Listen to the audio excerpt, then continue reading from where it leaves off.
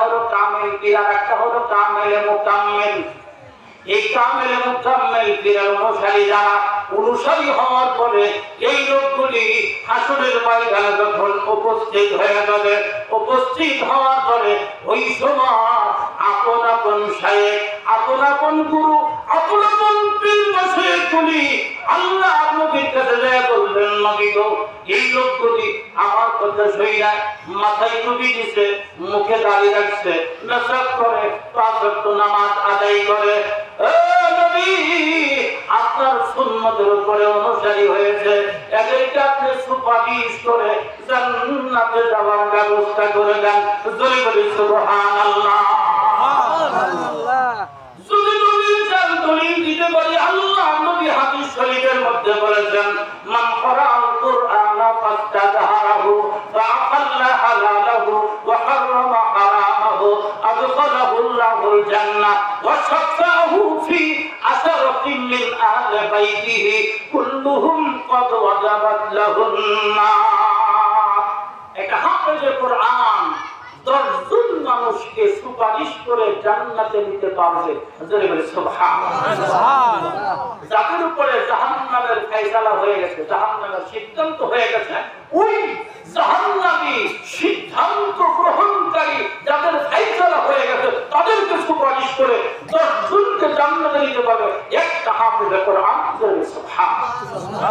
এখন 10 জন যখন সুপারিশ পাস হয়ে গেছে, এরা বলবে, আল্লাহ আমার তো কিছু আত্মীয় স্বজন আছে, এরা তো জাহান্নামে হয়ে যাচ্ছে, আল্লাহ এদেরকে তুমি যদি জান্নাতে না যাও তাহলে আমি তোমার জান্নাতে যাব না। এখন পুরা আবার 10 জন করে, 10 10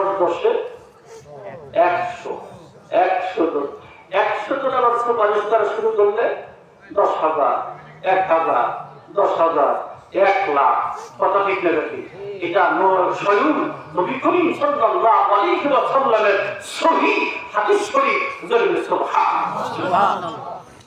আমার ভাইরা, আল্লাহর তাগুতের অনুসারী দুনিয়ার জমিনে আল্লাহ পাক তাদেরকে সতর্ক করে দিয়েছেন, লা ইয়াত্তাখিযুল মুমিনুনা আল কাফিরিনা আউলিয়া মিন দুনিল মুমিনিন।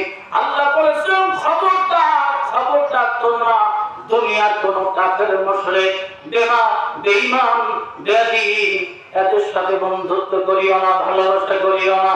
কথা খেয়াল করবে, আল্লাহ পাক ভালোবাসা করার জন্য বলেছেন, ইয়া আইয়ুহাল্লাযীনা আমানু তাকুল্লাহ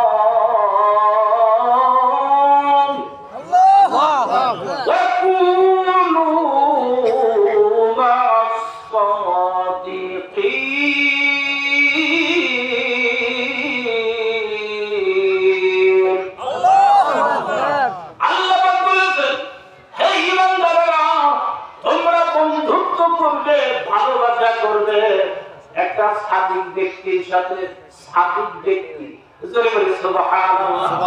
সাদিক ব্যক্তির সাথে, হক্কানি কামেলে মুকাম্মিল পীরের সাথে যাদের সম্পর্ক আত্মা রূহের সম্পর্ক, রূহের বন্ধন, ভালোবাসা, পীর হবে একজন বন্ধু। জোরে বলি সুবহানাল্লাহ।